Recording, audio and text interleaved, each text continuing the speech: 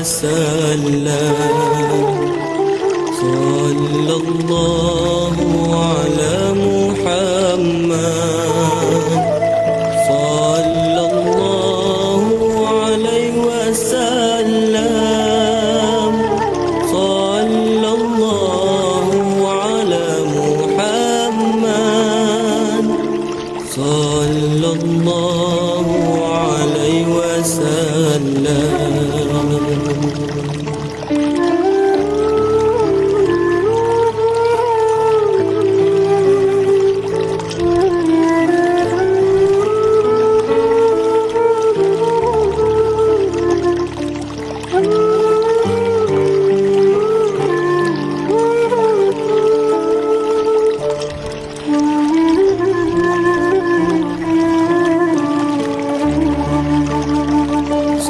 صلى الله على محمد،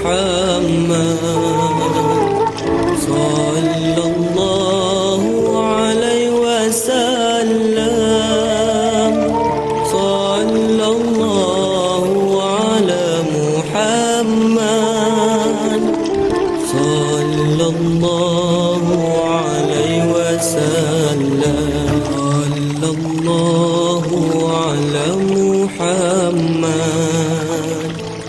صلى الله عليه وسلم. صلى الله على محمد، صلى الله عليه وسلم. صلى الله على محمد، صلى الله عليه وسلم. صلى الله على محمد، صلى الله عليه وسلم.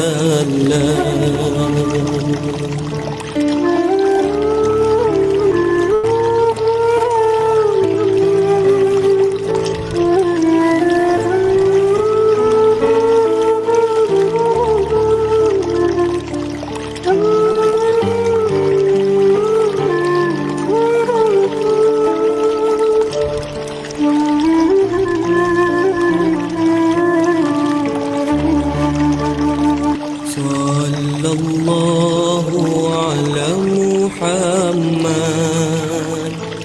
صلى الله عليه وسلم. صلى الله على محمد، صلى الله عليه وسلم. صلى الله على محمد، صلى الله عليه وسلم. صلى الله على محمد، صلى الله عليه وسلم.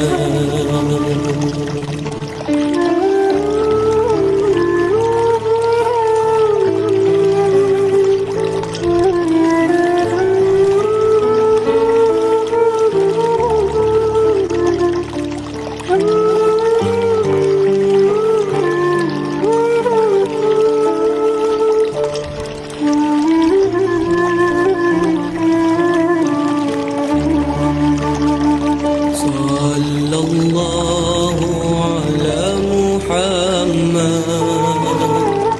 صلى الله عليه وسلم. صلى الله على محمد، صلى الله عليه وسلم. صلى الله على محمد، صلى الله عليه وسلم. صلى الله على محمد، صلى الله عليه وسلم. وسلم صلى الله على محمد صلى الله عليه وسلم صلى الله على محمد.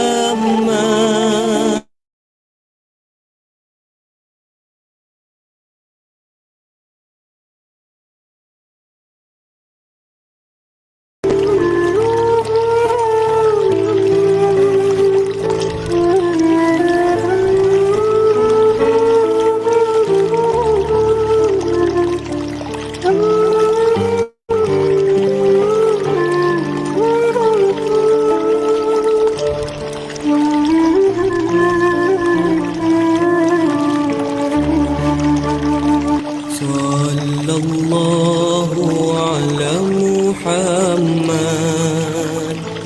صلى الله عليه وسلم صلى الله على محمد صلى الله عليه وسلم صلى الله على محمد صلى الله عليه وسلم صلى الله على محمد صلى الله عليه وسلم.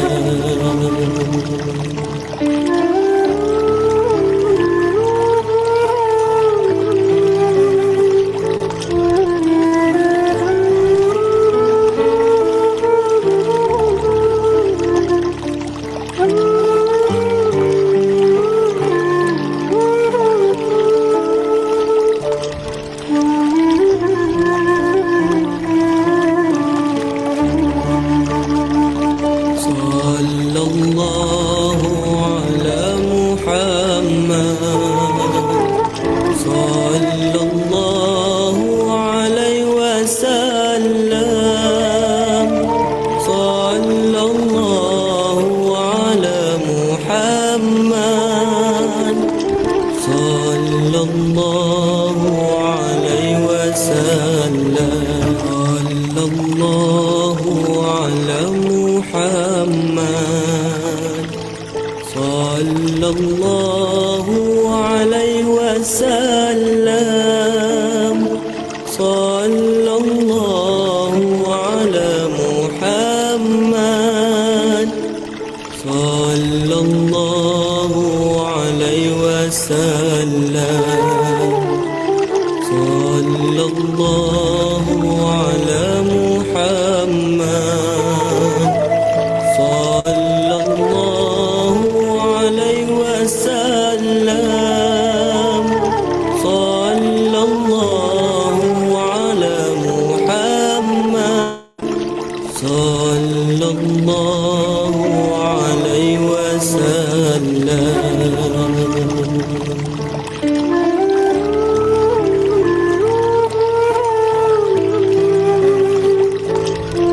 وسلم.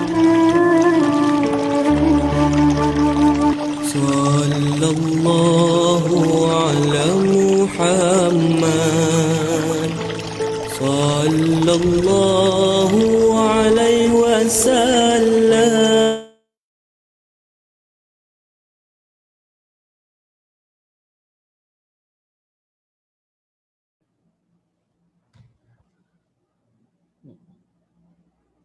Baik, kita boleh mulakan.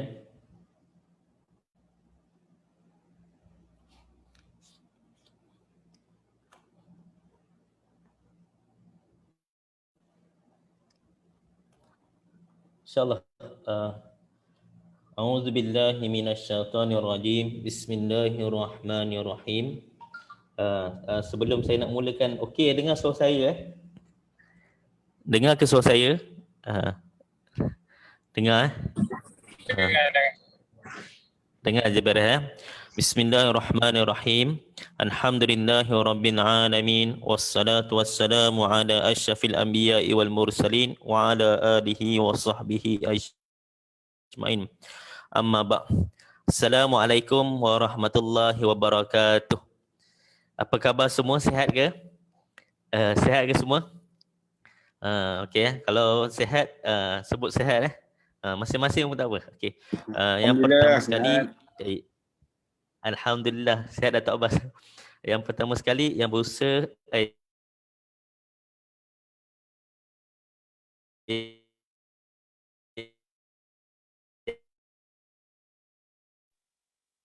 yang berbahagia yang Datuk Abbas bin Nordin pernah salah tutup buka pintu.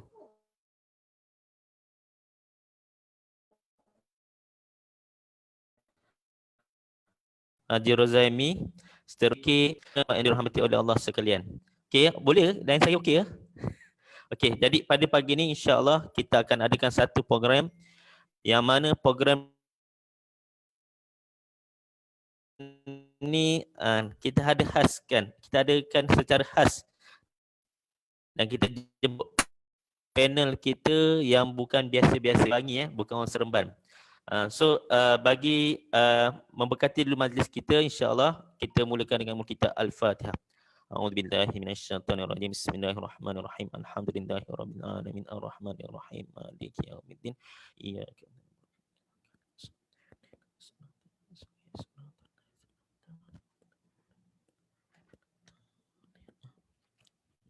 Baik, so tajuk kita pada pagi ini insya-Allah iaitu mencari kekuatan diri. Saya meraihkan kedatangan tuan-tuan yang dalam Zoom maupun di FB Live kami Taman Sarjana Indah, Surau Taman Sarjana Indah. Dan mudah-mudahan program pagi ini mendapat satu natijah dan kebaikan bersama dan manfaat yang kita boleh kongsikan kepada semua orang insya-Allah. Baik. Okey, sebelum tu saya juga wakil surau lah. Yang mana kalau ada hadirin hadirat kan, saudara-saudari yang ingin menyumbang kepada surau kami boleh tengok di page kita ataupun di mana-mana pada poster pun boleh. Kan, insya-Allah mudah-mudahan sumbangan dapat membantu untuk kita menjayakan lagi pelbagai program untuk masyarakat setempat dan juga seluruh Malaysia khasnya insya-Allah. Okey, jadi sebelum saya nak jemput penceramah kita, eloklah kalau kata kita berkenalan dahulu dengan penceramah kita kan, supaya tak kenal tak cinta, dah kenal baru kita tahu kan. Okey, iaitu penceramah kita jemput pada hari ini iaitu Puan Salihah binti Idris. Saya nak cerita sikit latar belakang pendidikan beliau. Okey, Puan Salihah binti Idris ni berkelulusan ijazah sarjana muda Sains Kemanusiaan Psikologi dari Universiti Islam Antarabangsa Malaysia. Ni Datuk punya alumni ni.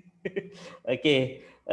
Baik, pada tahun 2004. Kemudian beliau menyambung pengajian di peringkat sarjana master di universiti yang sama dalam bidang psikologi pendidikan dan sekarang sedang menyiapkan PhD beliau dalam berkenaan dengan falsafah dakwah dan pengurusan Islam di Universiti Sains Islam Malaysia, USIM. Okey, kita doakan mudah-mudahan penceramah kita dapat selesaikan PhD dia insya-Allah. Baik, Puan Salihah ni bukan kalang-kalang bukan kaling-kaling punya orang Beliau merupakan pelatih bataliah dari Pembangunan Sumber Manusia Berhad PSMB dan antara prestige terawal yang terlibat dalam sertifikat public speaking mastery di bawah Speaker Academy Malaysia. Baik. Ketua Eksklusif Pemasaran Brain Story Stream Berhad, sebuah syarikat SME yang mana membuat jualan berjutaan ringgit setiap tahun. Baik, beliau juga melatih tim jualan yang terdiri daripada suri rumah dan juga wanita bagi menambah pendapatan serta membuat jualan puluhan ribu setiap bulan. Tadi jutaan ni setiap bulan pun puluhan ribu. Baik, selain itu beliau merupakan timbalan Presiden Persatuan Cinta Tanpa Sepadan Malaysia. Okey, boleh tanyalah. Itu saya tak tahu. Cinta macam mana? Okey, yang mana membantu orang susah dalam bentuk kehidupan asas dan juga pendidikan. Selain itu, beliau juga bergiat aktif dalam misi-misi bantuan kemanusiaan sama ada di Malaysia maupun di luar negara seperti Kemboja dan negara-negara yang memerlukan. Bukan biasa-biasa. Baik, saya juga nak share sikit. Juga beliau ni bergiat aktif dalam sebagai penceramah ataupun tetamu undangan di sekolah, institusi pengajian tinggi, organisasi kerajaan dan juga kerajaan dan awam, NGO dan badan korporat. Pernah menjawab jawatan sebagai pengarah akademik, ahli ehwal pelajar, ketua Jabatan Sains Sosial Pendidikan, serta pensyarah kanan psikologi di Kolej Dar Al-Hikmah dan juga pensyarah psikologi di Universiti Cyberjaya pada 2016 hingga 2018. Okey, selain itu beliau juga berpengalaman dalam pensyarah jemputan bidang psikologi di USIM, UPM, OUM, UNIKL dan banyak lagi universiti bermula daripada 2018 hingga 2017. Banyak pengalaman beliau psikologi. Okey, selain itu beliau juga ni selebriti.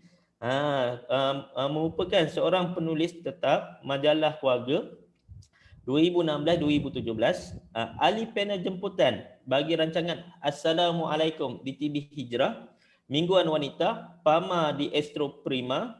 Beliau juga sering ditemu bual tentang pendidikan anak-anak dan isu rumah tangga dalam majalah Pa dan Ma, Mingguan Wanita dan Keluarga. Serta beliau juga merupakan ahli panel tetap Forum Keluarga Kerajaan Negeri Selangor daripada 2015 hingga 2018. Okey, selain itu beliau juga rajin ataupun selalu membentangkan kertas kerja, kajian dan penulisan akademik di peringkat antarabangsa maupun tempatan. Tumpuan beliau adalah lebih kepada psikologi kejayaan, psikologi Islam dan pendidikan perkembangan awal kanak-kanak. Manakala bidang latihan dan konsultan beliau adalah pengucapan awam, modifikasi tingkah laku, motivasi diri, pembangunan pasukan dan sebagainya. Panjang sejarah dia sangat luas dan pengalaman sangat luas dalam bidang khasnya psikologi. Jadi tak silap pada pagi ni kita jemput beliau untuk berkongsi dengan kita jemaah di surau kita ni. Mudah-mudahan dapat banyak info dan kita boleh amalkan di kala Malaysia dan juga dunia sedang berdepan dengan pandemik COVID-19. Okey, jadi saya rasa saya tak nak buang masa. Okey, sebelum tu saya lupa. Okey, kita akan buat program ni iaitu kita akan ada sesi penceramah sedikit dalam masa sejam lebih kurang 45 minit ke sejam, dan selepas itu kita akan ada sesi soal jawab. So anda jangan keluar, tunggu sampai habis. Dan jika ada soalan boleh tulis di bahagian chat dalam Zoom ataupun melalui Facebook. Saya akan baca satu persatu dan kita cuba jawab. Kalau boleh semua, kita akan cuba jawab semua soalan.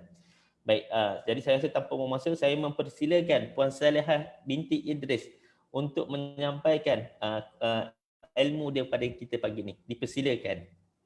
Terima kasih banyak moderator kita pada pagi ini ya. Saya panggil Ustaz Kamar. So dia tulis sini admin pro. Okey. Bismillahirrahmanirrahim. Alhamdulillahirabbil alamin wassalatu wassalamu ala asyrafil anbiya'i wal mursalin wa ala alihi wa sahbihi wasallam. Rabbi shrah li sadri wa yassir li amri wahlul 'uqdatam min lisani yafqahu qawli. Yang saya muliakan yang amat arif, penasihat surau Datuk Abbas Nordin, yang berusaha pengerusi Tuan Zamsari Jumani, AJK tertinggi, AJK surau, imam, penduduk S2 Heights, juga penonton dan pendengar di page surau Taman Saujana Indah Sakura S2 Heights. Saya Puan Salihah Idris. Masya Allah. Saya rasa panjang sangat Ustaz baca tadi Ustaz. Ambil ringkas-ringkas cukuplah, ya Allah. Kalau nak dibandingkan pengalaman Datuk Abbas dengan saya ni jauh kan Datuk kan? Macam lautan dengan orang kata air sungai je lah . Jadi tuan-tuan dan cik puan yang dalam Zoom dan juga di page, adakah suara saya clear, wajah saya clear? Kalau clear, komen clear di page. Kalau yang di Zoom boleh bagi reaction best macam ni. Okay, kat bawah tu ada reaction. Siapa yang pakai Zoom untuk first time, pandai dah. Okay, kat bawah tu kalau perasan ada clap, ada thumbs up, ada wow, ada love, ada tada. Okay, Datuk pun dah pandai. Okay, terima kasih. Alhamdulillah, saya sangat berbesar hatilah kerana dapat bersama dengan penduduk hari ini dan juga orang kata jemaah-jemaah muslimin dan muslimat yang berada di sini. Saya sangat berbesar hati dan berterima kasih kepada Puan Fauziah di atas jemputan ini. Alhamdulillah, setiap minggu pun hari Sabtu orang kata tak sempat buat breakfast sekejap untuk keluarga, kemudian pukul 10 selalu pukul 9 setiap hari Sabtu 6-7 minggu ke belakang ni orang kata sibuk untuk memandaikan bangsa kan, bersama berkongsi apa yang kita boleh lakukan dalam saat-saat pandemik begini. Saya mungkin bukan frontliner yang boleh buat CPR, handle machine, tapi kita gunakanlah apa sahaja kekuatan yang kita ada yang Allah berikan pada hari ini untuk kita sama-sama berjuang, orang kata bersama-sama berjuang untuk kemaslahatan masyarakat dan juga untuk kebaikan ummah sejagat bersama. Okey, jadi hari ini topik saya adalah mencari kekuatan diri. Kat mana nak cari kekuatan diri ni tuan-tuan dan cik puan sekalian? Okey, macam mana nak cari kekuatan diri? Hari ini saya akan selama sejam ini saya akan bercerita tentang lebih kurang 3 perkara. 3 perkara. Pertama, saya nak bawa tuan-tuan dan cik puan untuk kembali membuat introspeksi diri. Kalau dalam bahasa psikologi kita panggil introspeksi. Apa maksud introspeksi? Kita masuk ke dalam diri kita, kita lihat apa kekuatan kita dan kita buat sesuatu yang memberi manfaat kepada orang lain, kepada manusia lain kan. Yanfa'un nas, manfaat adalah orang yang memberi manfaat kepada manusia lain. Yanfa'un nas tanfa'un nas ke apa ayat dia? Mungkin ustaz boleh bantu saya kot. Okey. Jadi itu yang pertama. Jadi kita akan melihat daripada skop psiko-spiritual. Okey, selalu kita dengar psikologi, tapi kita akan bawa kepada skop psiko-spiritual pula. Okey, dah psiko lepas tu spiritual. So apa dia tu? Yang kedua, saya akan dedahkan, saya akan kongsikan kenapa kita punya kekuatan diri ni malap. Kenapa kekuatan diri kita ni kabur? Kenapa kekuatan diri kita ni terhadang dan ada tabir dan ada tirai yang menutup kekuatan diri kita? Okey, yang ketiga saya akan kongsikan bagaimana cara kita nak menggabung jalinkan. Kalau orang kata mental kau koyak kan, hati kau koyak ke, sentap ke? So macam mana kita nak jahit balik yang koyak tu? Macam mana kita nak gabungkan balik jalinan-jalinan yang dah koyak tu? Okey? So kalau yang dalam page rasa macam best dan tak sabar dengan perkongsian saya, boleh komen di page saya tak sabar ataupun boleh bagi reaction love. Untuk dalam Zoom ni boleh bagi reaction love. Okey? Okey. Jadi tuan-tuan dan cik puan, saya nak bawa kita tengok dulu satu lirik. Cuma lagu ni kita tak boleh nak mainkan sebab kalau YouTube ni kita mainkan lagu ni nanti dia akan delete kita punya live. Okey, so saya akan bacakan. Ini lagu daripada UKIS lah. Siapa pernah dengar lagu UKIS? So saya tak nak nyanyi lah, nanti hujan nak kan. Dia tulis terdengar bisikan mesra. Macam terdengar bisikan mesra, kalimah keramat bermentera, bermulanya siang, berakhir malamku, tak akan ku jemu menyebut namamu. Okey, lepas tu tiada batasan waktu, tiada tempat tertentu, di gunung, di lembah, di darat, siapapun hamba, keikhlasan doa, keagungan kasih merubah takdir. So takdir kita tu boleh berubah kerana doa, kerana juga keagungan Tuhan. Okey? So bila kita sedar, bila Apabila ku sedari diri disayangi, langkah kaki ini semakin berani. Bila terkeliru ku ucap namamu. Tu, saya tak pandai nyanyi, okey? Jadi kita nak mencari kekuatan. Jadi terasa diriku kembali dipandu. Engkau yang pertama, tiada akhirnya. Aku dalam kegelapan, engkaulah cahaya. So kita selalu rasa diri kita ni dalam kegelapan, selalu dihujani dengan masalah-masalah yang pelbagai. Kalau saya dapat poster ni, ya Allah, saya baca pun stres. Adakah anda stres? Stres kan? Adakah anda stres? Adakah anda terjejas pendapatan? Adakah anda nak bercerai? Adakah anda selalu bergaduh suami isteri? Adakah anda anak-anak tak dengar kata dan sebagainya? So itu semua masalah-masalah. So menjadikan hidup kita ni dalam kegelapan. So siapakah cahaya? Allah itu adalah cahaya kita. So kita minta izinkanlah aku menumpang di sini di bawah naungan kasih dan sayangmu, ku berserah diri. Okey, kita kat dunia ni hanya menumpang je tuan-tuan dan cik puan, menumpang di bumi Tuhan. Kalau 2-3 hari lepas kita tengok billionaire Richard Branson, dia boleh explore satu teknologi yang paling best, dia buat space, dia gunakan dia punya kapal terbang untuk naik space. Dah masa tu dia boleh, orang kata macam siapa nak naik space ni pun boleh. Kan? Jadi dia ni kata kalau manusia ni hebat macam ni boleh buat, saya rasa manusia lebih hebat lagi. Sebenarnya salah. Kalau dia kata manusia lebih hebat, Allah itu maha hebat lagi. Okey tuan-tuan dan cik puan? So yang ni hanyalah kata-kata simple daripada lagu yang untuk saya bawa tuan-tuan dan cik puan, datuk datin, muslimin dan muslimat untuk melihat balik kekuatan diri kita. Jadi kalau dalam elemen psikologi Islam, dan kita ada 4 elemen kemanusiaan ya. Yang pertama akal, kedua jasad, ketiga qalbun, keempat roh. So akal kita tahu letaknya di atas, di kepala otak. Sebab tu orang kata, orang tak panggil kepala lutut, orang panggil kepala otak. Jadi otak tu di atas. Okey. Tadi saya ada kongsi sikit dengan Ustaz Kamar tentang bila berlakunya stres, apa terjadi pada otak. Semuanya di otak tuan-tuan dan cik puan. Cuba tuan-tuan dan cik puan gerakkan tangan, itu pun daripada instruction daripada otak. Kita belajar pandai-pandai, boleh menghafal, baca kitab dan sebagainya, itu pun di otak. Waktu kita nak makan, ambil makanan masuk mulut, itu pun kerja otak.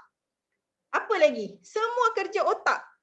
Kan? Tapi tanya balik diri kita hari ini, apakah kita menjaga otak kita dengan baik? Walhal otak ini dah berkhidmat dengan kita sangat banyak. Daripada dalam perut lagi. Daripada kita ni dalam perut mak lagi, otak ni dah bekerja dah. Dah ambil maklumat, dah extract, dah serap ilmu-ilmu, info-info, apa yang mak dengar, dia pun dengar. Apa yang mak lihat, dia pun rasa. Apa yang mak beremosi, hati mak macam mana, dia pun rasa dalam perut. Bila kita mati, yang paling last mati adalah otak kita. Kan? Okey. Kedua, jasad. Jasad ni lah kita nak jaga, nak bagi cantik, nak awet muda kan. Lepas tu macam-macam lah orang boleh bayar banyak untuk mencantikkan kulit, nak tegangkan tu, nak tegangkan ni kan, tak nak bagi nampak orang kata berkedut sana, berkedut sini kan. Jadi betapa pentingnya orang kata jasad ni untuk manusia. Qalbun itu banyak perbahasan, cuma untuk asasnya di sini saya bawa qalbun itu adalah benda yang berbolak-balik. Qalb, benda yang berbolak-balik. So benda yang berbolak-balik ni saya sebut hati, ataupun yang mana terletaknya permainan emosi. Okey? Dan roh adalah spiritual kita. Tuan-tuan dan cik puan, kalau kita nak mencari kekuatan diri, sebenarnya kenapa kita nak mencari kekuatan diri? Kita nak hidup tabah, kita nak hidup kuat dekat dunia. Kenapa kita nak hidup tabah dan kuat dekat dunia? Tak lain dan tak bukan, bila kita mengenal diri kita, kita kenal ilahi, kita kenal Tuhan kita. So daripada situlah lahirnya kekuatan diri yang baik. Okey? Saya tak nafikan dalam hidup ni setiap hari kita pasti akan dilanda ujian. kita pasti akan diberi tekanan. Maksudnya kita akan ada tekanan. Tapi saya sukalah berbicara dengan kalau masyarakat di Palestin rakyat-rakyat Palestin. Mungkin lepas ni tim surau boleh jemput Tuan Nadir ke kan untuk bagi ceramah, boleh gunakan saya. Bukan gunakan saya, maksudnya boleh hubungi Tuan Nadir untuk bercerita bagaimana dengan rakyat Palestin. Bayangkan orang Palestin, mereka kata kita ni PKPD, baru je PKPD. Mereka kata di Palestin mereka sudah di PKPD WXYZ, tak tahu apa nama, dia orang kata dah 20 tahun lebih, hampir dekat 30 tahun. Kan? Tak boleh ada barang masuk daripada luar ke dalam Palestin. Palestin pun tak boleh bawa barang keluar, hanya melalui channel-channel tertentu. Tak mudah macam kita. Di laut, di darat, di udara, orang kata semua tak boleh, susah kan. So mereka ni hidup sendiri berdikari. Even ada yang tak ada kerja, ada yang tak ada duit, anak pergi sekolah minta duit ke ayah, ayah kata belum ada lagi. Allahu Karim, Allahu Karim, tu ya dia sebut kan. Allah ni maha mulia, Allah jaga kita. Jadi lihat bagaimana kebergantungan mereka kepada Tuhan. Even ada yang mati pun mereka tersenyum, mereka cemburu kepada kematian syahid tu. Sampai begitu sekali kan, mereka punya kekuatan diri yang Allah ajar mereka, yang mereka sendiri dapat apabila mereka diasak, ditekan dan sebagainya. Okey, tuan-tuan dan cik puan sekalian, dan pada dirimu sendiri, afala yubsirun wa fi anfusikum afala yubsirun, dan pada dirimu sendiri maka mengapa kamu tidak melihatnya. Surah Al-Zariyat, bukan surah Al-Alaq, saya tertinggal surah dekat atas, tapi boleh juga tengok surah Al-Alaq untuk melihat kepada kekuatan diri kita. Ingat, apabila kita kenal diri, kita kenal Allah. So bila kita selalu muhasabah diri, bertafakur, mindfulness, meditation, kita akan dapat melihat Allah. Maksudnya bukan melihat Allah, maksudnya merasa akan ihsannya Allah, merasa akan kasih sayang Allah, merasakan bahawa aku ni tak ada apa-apa, Allah segalanya. Okey, aku ni hanya pinjaman, dunia ni hanya pinjaman, suami, isteri, anak-anak, duit, semuanya adalah pinjaman. Okey, hari saya bawa tuan-tuan dan cik puan kepada topik hari ini kan. Orang kata mula-mula ahli AJK Surau nak bagi saya tajuk bagaimana untuk mencari kekuatan. Saya kata tak payah, kita buat simple-simple saja supaya otak ni dia boleh tangkap. Okey, saya nak cerita pasal stres dan konflik. Saya percaya semua orang ada stres dia masing-masing. Semua orang ada ujian dia masing-masing. Semua orang ada konflik dalam diri dia masing-masing. Tapi bagaimana kita nak melihat stres itu, konflik itu membawa kita kepada kebergantungan kepada Yang Maha Esa. Okey, first sebagai orang psikologi lah, dalam universiti dulu saya mengajar universiti IPTS psikologi. So kita nak tengok kepada brain processing. Okey, kita nak tengok, saya ajar topik brain and behavior. Topik brain and behavior, otak dan juga tingkah laku. So apabila kita bertingkah laku, dia akan beri kesan kepada otak kita. So penting sangat untuk kita jaga otak kita. So tengok kat sini, okey, dekat scan ni, bila okey, kalau tuan-tuan dan cik puan semua ambil tangan, pegang dekat dahi ni, okey, sentuh dahi depan, okey. Dekat belakang dahi kita tu ada satu bahagian nama dia prefrontal cortex. Ini prefrontal cortex. So prefrontal cortex ni adalah CEO of the brain. CEO ni penting kan dalam satu syarikat. Dia lah yang mengawal segala perkara-perkara kecil atau besar. So dia adalah CEO of the brain, ketua eksekutif kepada otak. So prefrontal cortex. Prefrontal cortex ni kita kena jaga dengan baik. Apa tugas dia? Tugas dia selesaikan masalah, berfikir secara rasional, apa lagi, buat keputusan, menghafal, mengingat, beri fokus, ingatan dan sebagainya. So dia sangat penting. Tengoklah dia duduk pun dekat depan. So kalau dia duduk dekat depan maksudnya dia penting lah. Bukanlah yang kata belakang tak penting. Yang depan ni pun penting sebab dia yang mengawal segala-galanya. Tengok kalau kita tidak stres, so prefrontal cortex ni dia akan mempengaruhi bahagian otak-otak yang lain. Contoh bahagian otak untuk ingatan, kan kadang-kadang muslimin kan pergi belajar, nak hafal ayat, nak belajar tajwid, asyik lupa je, ataupun belajar bahasa Al-Quran, bahasa Arab, asyik hafal lupa kan. Dah hafal dah hari ni, fa'ala, yaf'alu, if'alan. Lepas tu duduk, jalasa, duduk, apa lagi hasoda, menuai, syaraba, minum. Baru hafal 3. Lepas tu ustaz tanya, makcik hajar ulang balik. Masya Allah, makcik lupa lah ustaz. Baru 3 kan, dah lupa. Jadi itu sebabnya mungkin bahagian otak kita atau sel-sel otak kita ni kena bercambah. Okey, ada orang kata, kalau kita dah tua-tua ni, sel otak kita makin mati. Tak. Kita tengok Tun Mahathir, dia punya sel-sel otak sangat bagus. Sel-sel otak. Setiap hari, sel otak kita akan mati lebih kurang dalam 30,000 sel. Banyak Banyak 30,000 sel. Tapi macam mana kita nak bagi dia hidup, macam mana kita nak bagi dia bercambah, ada cara je. Nanti saya kongsikan lah.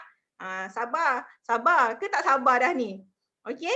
Boleh tolong share. Saya tengok ramai juga orang share ni. Terima kasih.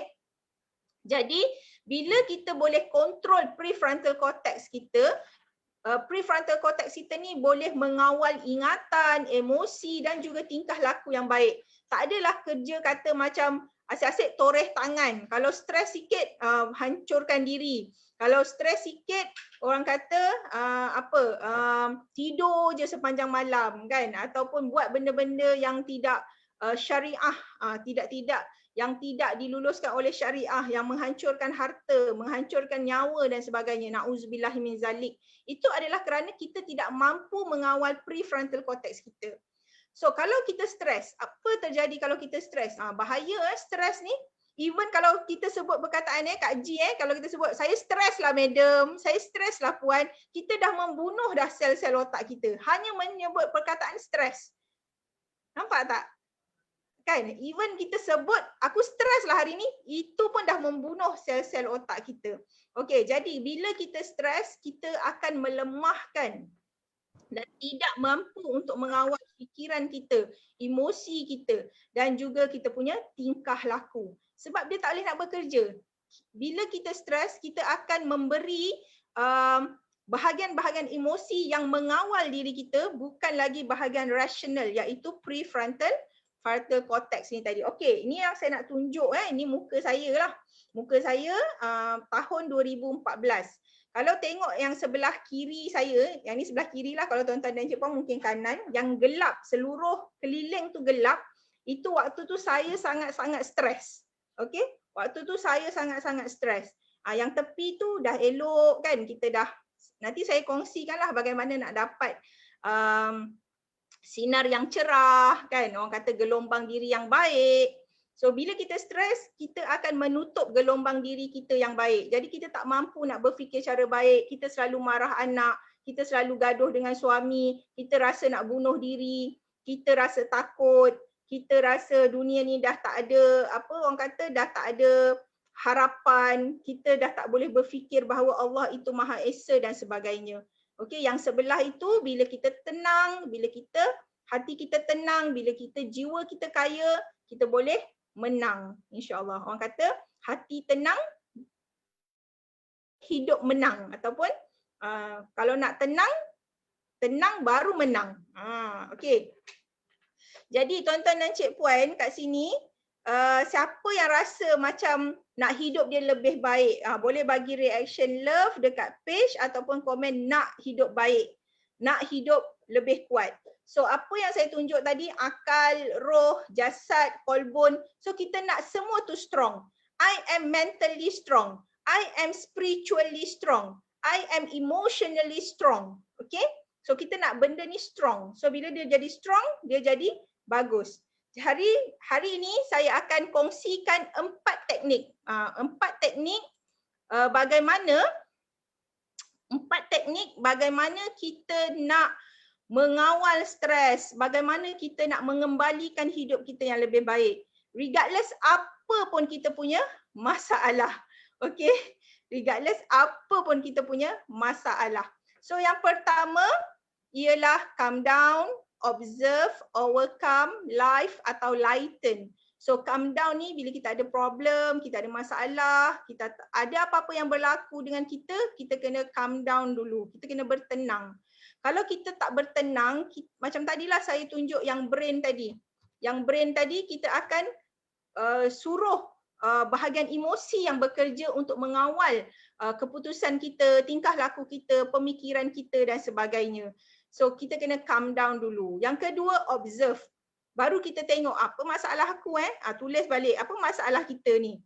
Suami tak bagi nafkah, suami tak apa, suami selalu marah, suami selalu tampar, anak gini, apa tulis lagi masalah diberhenti kerja. So kita kenal pasti masalah kita. Jadi kita kenal pasti masalah kita. Okey, jadi bila kita dah kenal pasti masalah kita, tuan-tuan dan cik puan sekalian, apa yang kita akan buat ialah kita akan membantu diri kita. Okey, apa lagi yang berlaku bila kita stres? Bila kita stres, otak kita akan berada dalam gelombang beta dan gelombang gamma. So ataupun otak kita ni akan berada dalam gelombang theta. Mana gelombang ni gelombang yang sangat serabut, fikir masalah dan sebagainya. Sepatutnya kita kena berada dalam gelombang alfa, iaitu gelombang tenang. Okey, gelombang beta, gelombang yang boleh kita selesaikan masalah. So ini yang berlaku apabila kita stres. Tak cerita lagi immune system kita. Sebab tu bila orang yang kena positif COVID, mereka kena sentiasa, ataupun bukan positif COVID je. Kalau mereka ada sakit kanser ke tumor ke apa saja, even demam yang simple, kita kena senyum. Senyum. Bila kita senyum, nanti badan kita akan berpeluh-peluh. Cuba buat. Kan? Kalau kita rasa tak sihat, kita kena senyum dulu. Ataupun kita kena berada dalam alpha level, beta level. So macam mana nak jadi cool, macam mana nak jadi calm down dan sebagainya. Saya akan kongsikan sekejap lagi. Observe, kita akan tengok masalah kita. Kemudian kita overcome lah, kita selesaikan masalah kita. Dan juga kita life dan kita lighten. Maksudnya kita memberi cerah kepada hidup kita. Setakat ni perkongsian saya okey ke? Kerasa macam beratnya, susahnya apa madam cakap ni. Berat sangatlah. Okey ke? Okey, alhamdulillah. Saya nak tunjuk lagi otak punya apa terjadi pada otak kita kalau kita selalu stres. Okey, apa yang terjadi pada otak kita kalau kita selalu stres? Iaitu otak kita akan jadi macam ni. Kalau kita scan, kita jarang scan otak kita kan dekat Malaysia ni. Kita pakai SPECS scan. SPECS scan ni ada di beberapa hospital je dekat Malaysia ni, tapi dia digunakan untuk kerja-kerja yang lebih hospital lah, macam kalau orang tu ada brain problem ke kan. Tapi di negara contohnya psychiatry di negara Australia ataupun di UK dan sebagainya, bila orang ada problem, mental problem, mereka akan diminta untuk scan otak. So bila mereka di scan otak, mereka lihat macam otak ni ada hole, ada berlubang-lubang. Apa maksud berlubang-lubang ni? Siapa yang belajar bahagian otak dia tahulah, ini bahagian prefrontal cortex, ni medulla oblongata, ni bahagian thalamus dan sebagainya. So apa berlaku pada otak-otak yang macam gini? Ini namanya, kita tak sebutlah otak ni berlubang Kita tak sebut otak ni berlubang, tapi ianya adalah, kalau saya sebut otak berlubang itu adalah analogi sahaja untuk kita faham, untuk orang awam lebih faham. Kalau aku buat macam ni otak aku berlubang, patutlah aku punya tingkah laku ni aku cepat marah. Patutlah aku ni asyik sedih je. Patutlah aku ni kelang kabut. Patutlah aku ni tak fokus. Patutlah aku ni tak pandai buat keputusan dan sebagainya. Itu terjadi kerana otak-otak kita macam ni lah. Otak kita macam ni. Dia tak kisah, kadang-kadang ada juga budak ada budak umur 20 otak dia macam ni. Ada yang orang umur 40 otak dia macam ni. Ni panggil otak cantik. Otak cantik, otak yang tak ada berlubang. So kalau otak yang tak cantik macam ni, dia darah tak boleh nak lalu. darah tak boleh lalu kan. Kalau orang stroke, kenapa orang stroke? Sebab dia punya sel otak tu, dia punya ada bahagian urat-urat dalam otak dia tu kena block. Dia ada blood clots. Dia ada darah beku kan. So dia tak boleh nak berjalan. So kalau darah beku ni push macam ditolak, so barulah air tu boleh mengalir dengan deras dia, dengan sempurna. Dia ibarat macam air sungai lah. Air sungai kan, kalau kita letak batu halang dia nak berjalan, jadi dia tak boleh nak berjalan lah tuan-tuan dan cikpuan. So apa kita buat? Kita kena buang batu tu. Isunya macam mana nak buang batu tu? Ada ke tak ada? Ada. Semua ada insya-Allah. Okey, tuan-tuan dan cikpuan sekalian, muslimin dan muslimat sekalian, ini saya nak bawa kepada satu framework yang mudah je. Event plus respond. Tadi saya cerita pasal C yang pertama, calm down. Macam mana kita nak calm down? Macam mana kita nak calm down? Itu adalah dengan cara bernafas dulu. Bernafas dulu Okey, mungkin saya boleh try test muslimin muslimat, datuk datin yang ada dalam ni. Saya dah tutup slide saya. Kita akan test dengan Ustaz Komar dulu lah Ustaz. Ustaz, jom kita lagi sekali kita buat cara bernafas yang betul ni Ustaz. Okey, Ustaz tadi saya dah ajar Ustaz dah cara bernafas yang betul Muslimin boleh tengok Ustaz. So saya buka slide yang saya kongsi, saya ada kat Ustaz kat tepi saya sekarang. Okey, kalau kita tengok dekat sini, tuan-tuan dan cikpuan sekalian, saya harap ada nampak Ustaz Nampak. Apa Ustaz? Ustaz tarik nafas yang macam mula-mula Ustaz. Tarik nafas macam mula. Boleh. Pun boleh tarik nafas. Kalau buka video boleh saya tengok cara kalian tarik nafas yang betul atau tak betul Okey Ustaz, macam mana tarik nafas yang mula-mula Ustaz buat? Cuba buat sekarang. Okey, perhatikan bahu Ustaz Perhatikan bahu Ustaz. Semua orang perhatikan bahu Ustaz. Okey, saya akan tutup suara. Okey, Ustaz tarik nafas, tahan dan lepaskan. Okey, mari kita tengok. 1, 2, 3.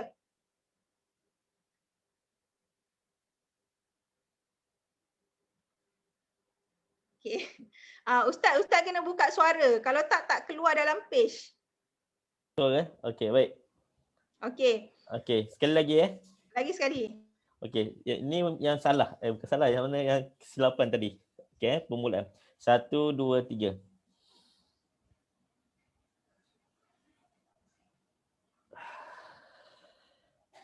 Okey. Kalau saya nak tengok muslimin muslimat ada buka video dah tutup Tadi Datuk Abbas buka dah tutup balik dah. Kalau muslimin muslimat boleh buka video kan, boleh saya tengok cara bernafas yang betul ataupun tidak.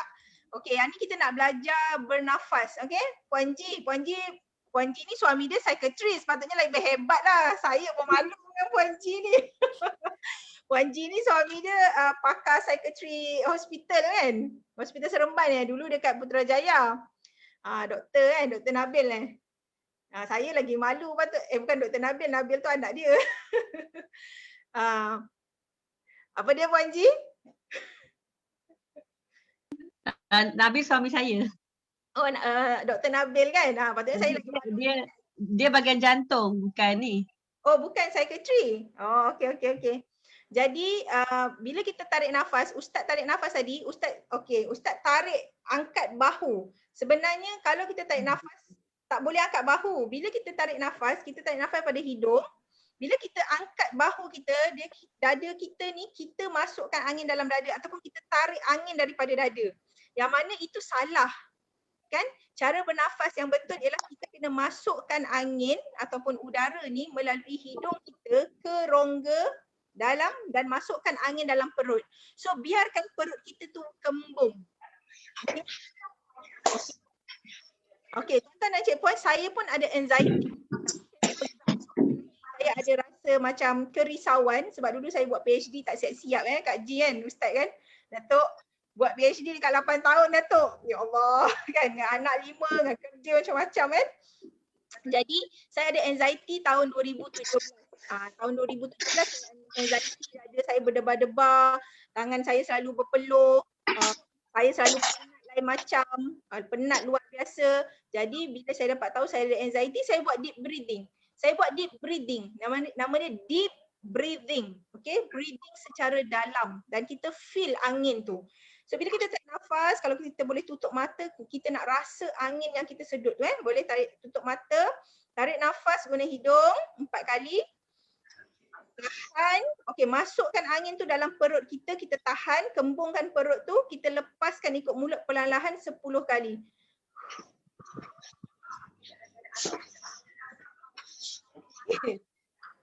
Cuba buat semua orang. Tarik nafas, tahan dan lepaskan. Okay, ni saya nak beri tuan-tuan dan cik puan berkongsi tentang bagaimana kita nak kawal CEO of the brain bila kita ada stres dan sebagainya. Okay. Saya tak boleh tengok muka muslimat dalam ni kan sebab semua tutup. Jadi kalau saya boleh nampak, macam tadi saya betulkan Ustaz. Saya kata Ustaz cuba tarik nafas, Ustaz pun tarik, angkat bahu, lepaskan. Saya kata tak betul tu Ustaz. Kan. Okey Ustaz, kita test Ustaz. Ustaz buka suara Ustaz baru keluar dekat page. Boleh, okay. boleh. Tarik nafas, saya bagi masa Ustaz untuk bermain dengan nafas Ustaz dengan udara dalam tubuh Ustaz selama 30 saat. Okay. Lama. Nanti Ustaz dah jadi testimoni pula. Jadi Ustaz boleh bagikan, Ustaz boleh share pengalaman Ustaz nanti. Tutup mata dan Ustaz buat breathing dan kita pun boleh juga. Okay. Mana tarik nafas dan juga tahan lah. Tahan, lepaskan macam biasa. Ustaz duduk dalam diri Ustaz, dipanggil introspeksi. Ustaz rasa angin tu masuk dalam perut, Ustaz lepaskan, bermain-main je. Bermain je dengan benda tu Ustaz. Okey, silakan Ustaz. Okay. Saya cuba. InsyaAllah. Boleh. Boleh cuba. 1, 2, 3.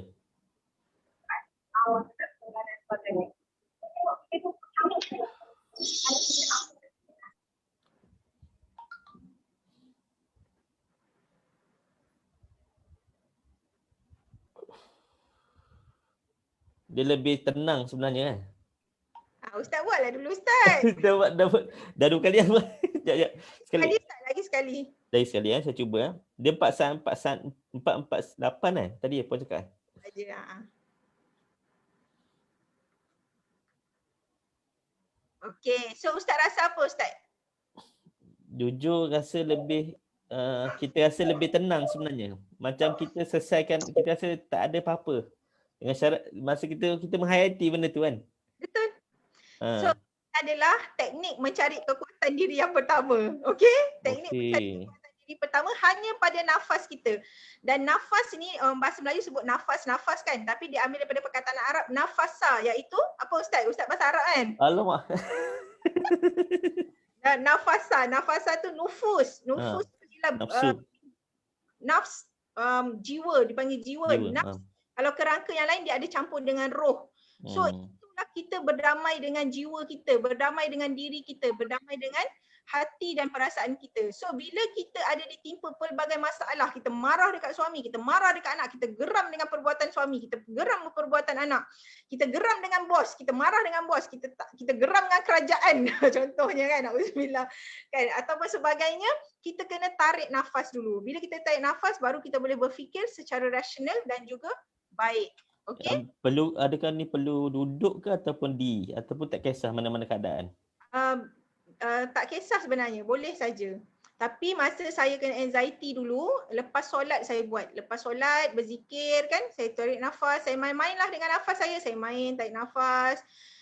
Kemudian kalau kita umat Islam lagi bagus, bila kita tarik nafas tu kita sebut la ilaha illallah, kita tahan Muhammadur Rasulullah. Dia rasa best sangat. Dia rasa ya Allah, aku tak pernah menikmati waktu ni. Okey, bila kita scan brain kita, bila kita tarik nafas, apa yang terjadi ialah kita berada dalam gelombang beta, gelombang alfa. So gelombang alfa ni adalah gelombang ketenangan. Okey, kalau siapa yang pakai iPhone smartwatch, saya tak pakai kan. Siapa pakai iPhone smartwatch, smartwatch dia bila kita sibuk sangat bekerja, meeting ke apa, fikir pasal dunia, otak kita serabut, dia akan sebut dalam tu tag macam dia akan bagi kita bukan warning lah, dia akan ingatkan kita, okay sekarang you kena tarik nafas, you kena bertenang. Dalam iPhone smartwatch tu. Siapa boleh beli kan? Boleh beli. Dan dia pun boleh tracking sleep, deep sleep kita dan sebagainya. Banyaklah kita boleh tengok daripada jam tu. Okey. So yang ni yang saya kongsikan tadi, cara bernafas yang betul. Sebelum ni cara bernafas yang salah ialah kita besarkan dada kita kan. Kita tarik dada kita tu salah. Sepatutnya kita kena kembungkan perut kita kan. Inhaling, exhaling. Exhaling. Kita kempiskan perut kita masa kita tarik nafas. Buat macam ni insya-Allah. Memang best sangat. Okey. Dan okey, saya nak tuan-tuan dan cik puan soroti, okey, event. Kita yang ni bahagian overcome event So event ni adalah ujian. Ujian hidup kita dibahagi pada dua, iaitu actual dan juga eventual. Actual dan eventual. Event, kejadian yang berlaku. Katakanlah katakanlah kita tak ada kerja. Campur respon. Apa respon kita daripada sudut akal kita? Alamak, aku tak ada kerja ni, habislah aku tak boleh makan. Roh kita, apa kita buat? Kita tak fokus pada Tuhan balik, kita tak solat, kita tak berzikir. Jasad kita tak pergi cari kerja. Kolbun kita, emosi kita jadi marah pada anak dan sebagainya. So outcome dia apa? Positif dan negatif. Outcome dia ada dua, positif dan negatif. So event, kejadian, ujian-ujian hidup ni ada dua. Actual. Actual ni contoh apa yang berlaku sekarang lah. Contoh tak ada duit, tak ada kerja, tak boleh keluar rumah, PKP, PDPR. Kalau kat Selangor ni kawasan saya PKPD kan. PKPD, asyik-asyik DDD kan. Nasib baik tak pasang pagar berduri tu. Dekat flat-flat diorang pasang lah pagar berduri. Eventual adalah benda yang berlaku pada kita sekarang. Contohnya katalah tak ada kerja. So kita dah berfikir ke depan tapi fikir secara overthinking. Kita fikir secara negatif. Contoh kita fikir, alamak aku tak ada kerja. Nanti aku tak ada duit lah. Nanti isteri aku tinggalkan aku. Anak aku tak boleh nak makan sedap-sedap. Belum terjadi dah fikir. Itu eventual. Okay? Jadi ada dua cara untuk mengawal. Dipanggil sebagai within control. Yang kedua beyond control. Within control ni maksudnya kita sendiri boleh selesaikan. Contoh macam COVID yang berlaku sekarang kan. Apa benda yang kita boleh kontrol, within control kita. Contoh kita boleh jaga anak kita boleh sanitize tangan, kita boleh pakai mask. Beyond control, kita tak boleh lah kita tak boleh, saya sendiri tak ada kekuatan untuk mencipta teknologi yang boleh mematikan virus. So itu beyond control saya. So kalau kita ada masalah dalam within control, kita kena menyelesaikan masalah tu. Contoh kalau tak ada kerja, kita pergi cari kerja. Kalau tak jumpa kerja juga, kita pergilah consult dengan mana-mana orang. Atau kita tak boleh nak bayar rumah sebagainya, kita pergi ke bank, runding dengan bank, pergi AKPK contohnya. Kalau beyond control, apa yang penting kita tak boleh nak selesaikan. Tapi kalau yang beyond control, kita kena gunakan kekuatan fikiran kita, kekuatan rohani kita, kekuatan emosi kita. Itu beyond control. Benda kita tak boleh nak kontrol. So kalau kita ada masalah, contoh macam katalah contoh mak saya meninggal kan 7 tahun lepas, memang saya sangat sedih kan. Siapa yang tak sedih? Tapi yang tu beyond control. Saya tak boleh nak hidupkan mak saya balik. Tapi apa yang saya boleh buat? Saya gembirakan ayah saya gembirakan kawan-kawan mak saya jaga adik-beradik saya kan. Saya buat contoh masakan yang ayah saya suka. Itu adalah masa within control saya. Okay. Kalau kita ditampar suami ataupun kita dapat suami pemarah, kita tak bolehlah nak kita boleh nasihat tapi kadang-kadang suami tak dengar. So itu dah di beyond control. Apa kita boleh buat? Kita kontrol diri kita dulu. Kita mungkin kurangkan benda-benda yang trigger pada suami. Apa yang kita boleh buat iaitu doa. Kan? Kalau siapa pernah dengar cerita tentang Syekhul Akbar, iaitu Syekh Haramain, Said Abdul Rahman Sudais. Saya ingat cerita dia masa dia kecil, dia nakal. Mak dia, katalah mak dia tengah masak kari kan. Mak dia masak kari nak hidang dekat tetamu. Apa yang dia buat dengan kari tu, dia ambil pasir, dia masukkan dalam kari tu. Kalau Kak Ji rasa melayang agaknya suara Kak Ji kan. Satu seremban boleh dengar kan. Siapa buat ni? Contohnya kan. Tapi apa yang mak dia buat, mak dia kata aku tak boleh nak tampar dia, aku tak boleh. Nak pukul dia tak boleh. Tetamu dah ada. So apa yang aku buat, aku ada doa je waktu tu. So dia berdoa lah, ya Allah, masa dia tengah doa geram-geram kan, dalam bahasa Arab lah dia berdoa, ya Allah kau jadikanlah anak aku ni orang yang menjaga haram. Macam tu. So tengok dia yang jaga haram sekarang kan, Masya Allah. Itu kekuatan ibu dalam berdoa. Okay.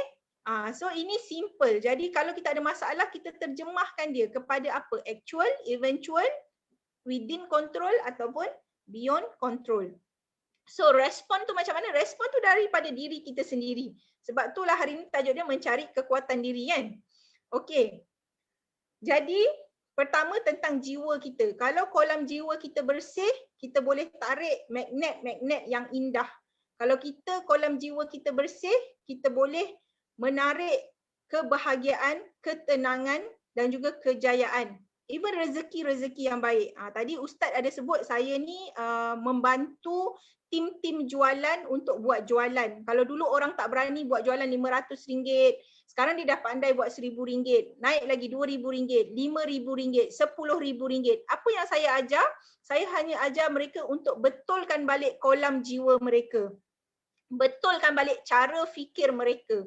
Bila benda-benda tu dah baik, baru kita boleh ajar teknik-teknik pemasaran. Itu ialah di akal. Tapi yang mana pun yang penting ialah jiwa kita. Okay? So, kalau kita boleh buat kan, apa yang kita fikir, kan kalau kita buat macam ni kan, tuan-tuan dan cik puan, apa yang kita fikir, apa kita rasa, apa yang kita fikir, apa kita lihat, apa kita rasa, semua itu adalah doa. Maka doalah yang baik-baik. Jangan yang doa yang buruk-buruk. Sebab kita akan menarik benda tu dalam hidup kita. Lagi satu pasal otak ni, dalam otak ni dia ada visual image.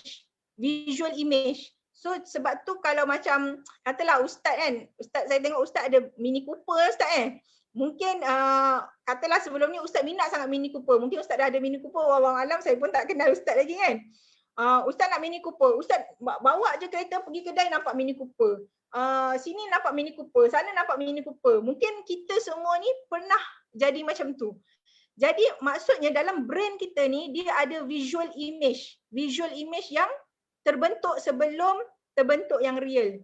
Jadi kita kena jaga image dalam brain kita. Sebab brain kita ni 90% is the image yang kita mainkan. Contoh kenapa orang takut hantu? Sebab dia tak nampak pun hantu, tapi dia nampak hantu dalam otak dia. Otak dia je tu yang ada hantu, yang depan tu tak ada kan. Macam mana hantu tu macam mana? Tak tahu pun. Okay. Dah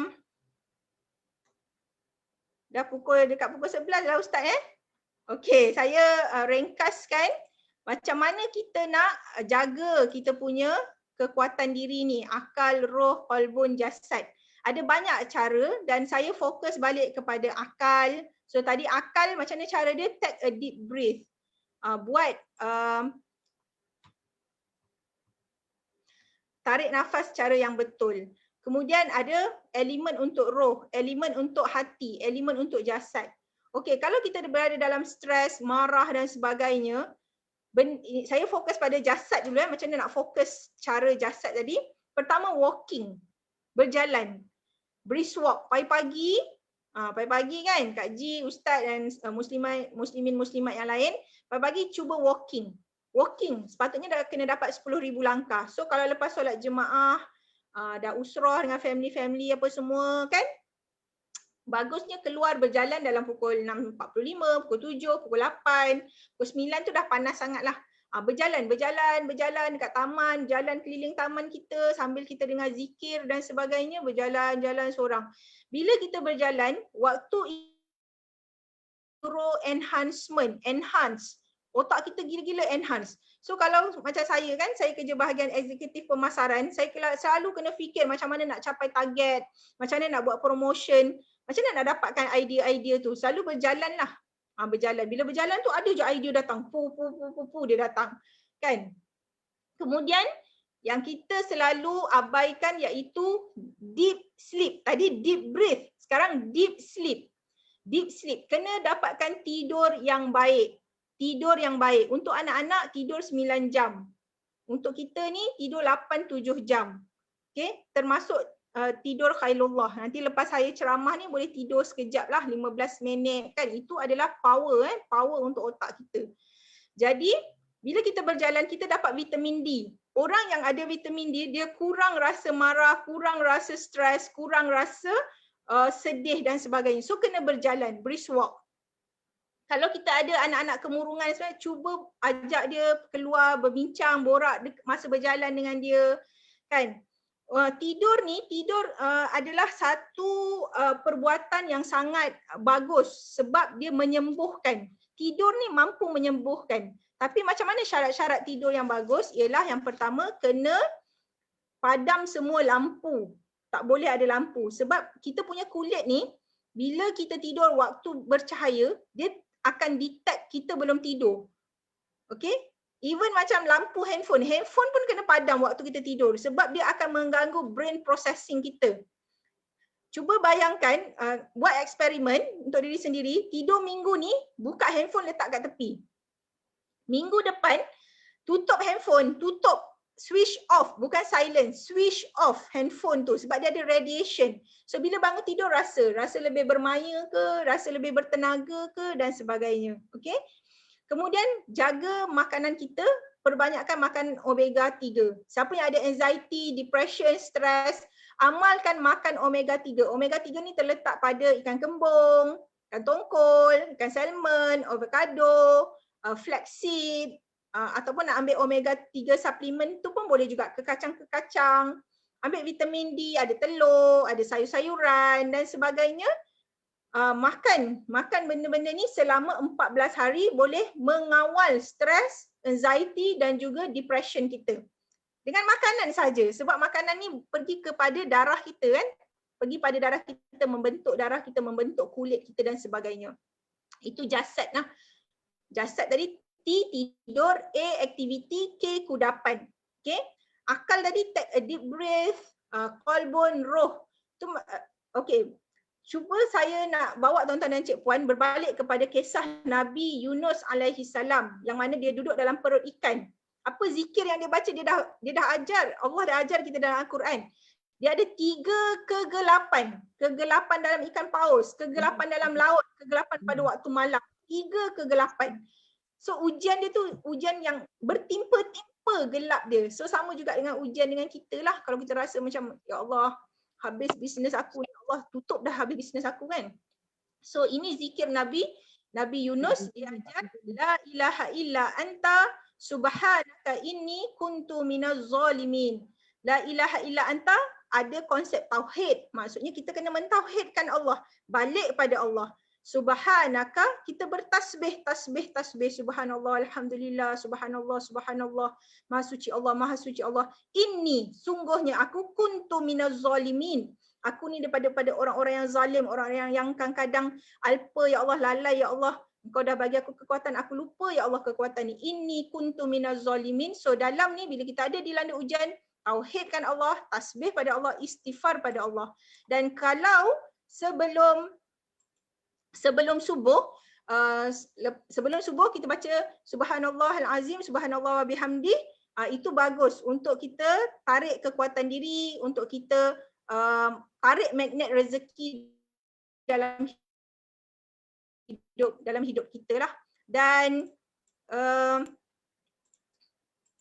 sesungguhnya dengan bersujud ini pun mampu menggerakkan prefrontal cortex kita macam saya cerita tadi, dan juga zikrullah ni memang bila stres, anxiety, depressed, kena bagi relaxation. Itu je, kena bagi relaxation, kena bagi relaksasi. So bila kita relax, insya-Allah kita dapat kekuatan diri yang luar biasa hebat.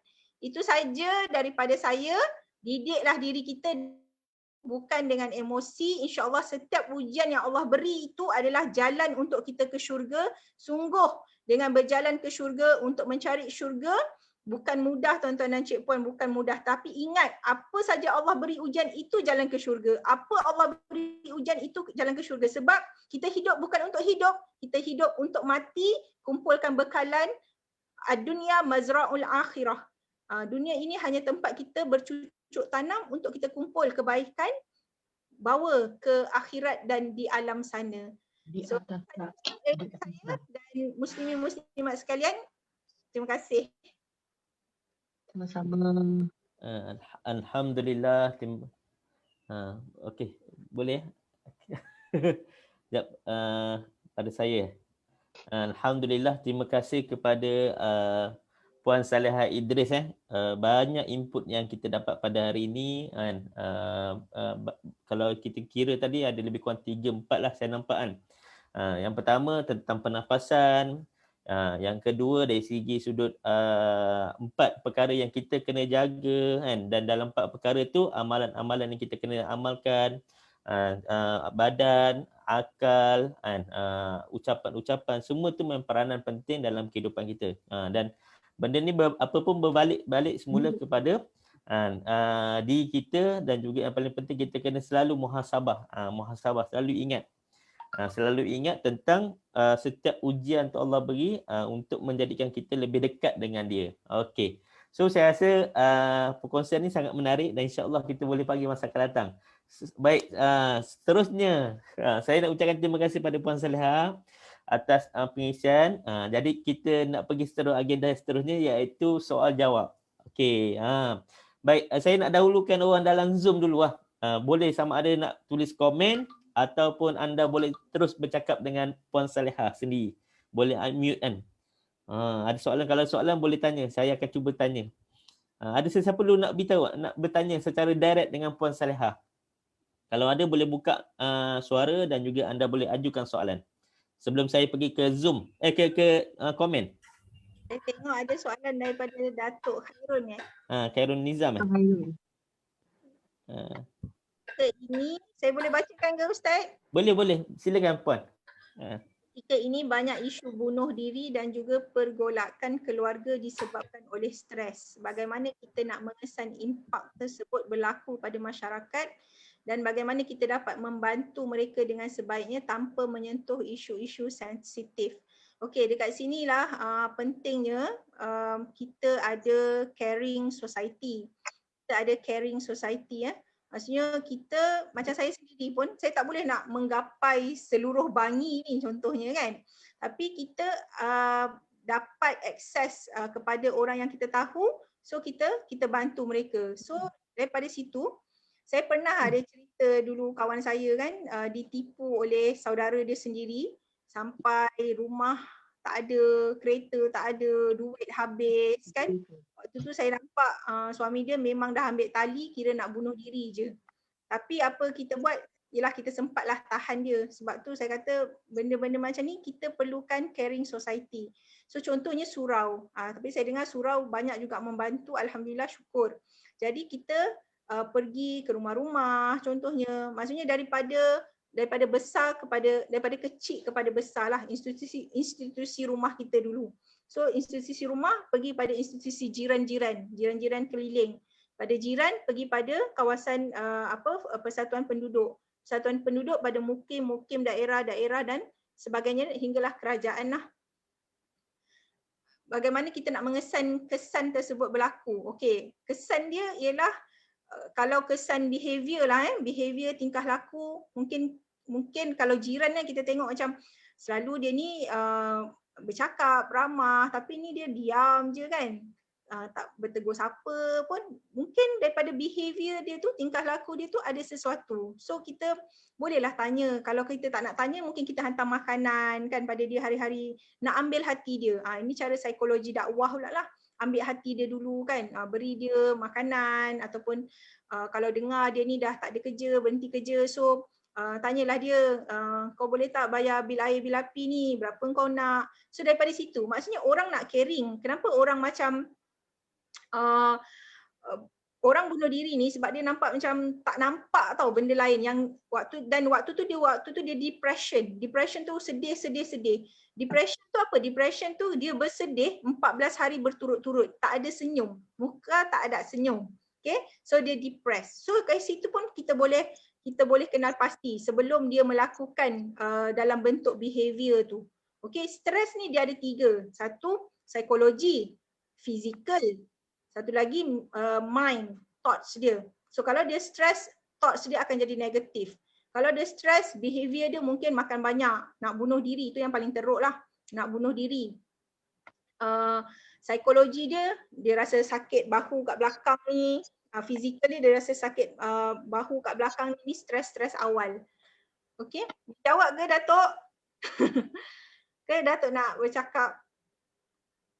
Saya bagi peluang ada kalau ada dalam di kalangan Zoom untuk tanya terus kepada penceramah kita pagi ni.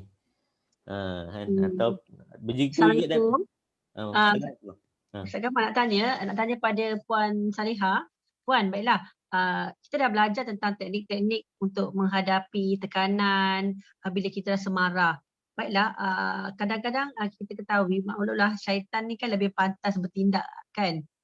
Kalau kita tak ada pegangan yang kuat, bila kita marah atau stres, kita kadang-kadang terlupa kaedah-kaedah ni. Dah hilang daripada akal fikiran kaedah ni. Apakah ada tak apa tip ataupun cadangan Puan bila untuk membantu kita bila dalam keadaan tekanan, bila kita kadang terlupa macam tu? Apa caranya? Okay, dia berbalik memang kena ada training lah. Training dipanggil riyadhah. Riyadhah ni latihan. Sebab dalam minda kita ni, bila kita Puan Fauziah, bila kita mana saya punya, contohnya katakanlah ini sel otak kita. Sel otak kita bentuk macam ni. Sel otak kita bentuk macam ni. So ini kita dah bentuk sel otak stres. So macam mana kita nak ubah sel otak stres ni, kita kena buat latihan. Contohnya tadi saya ada kata walking kan, kita brisk walk, semudah itu je. Kita walking. So bila kita walking, kita akan ubah sikit sel otak ni. Nampak tak duit ni saya buat macam sel otak. Ini sel otak yang kita dah bentuk. So dia berbentuk macam gini. Bentuk macam ni. Tapi bila kita start walking, ni saya nak sharekan cara-cara yang kita boleh buat seharian apa yang kita boleh buat. Kita walking, semudah walking saja, brisk walk. So bila kita walking, kita akan dapat vitamin D, kita akan dapat perspektif baru dalam kehidupan. Cuba buat walking ni, memang best. So kita dah ubah sikit neuron kita.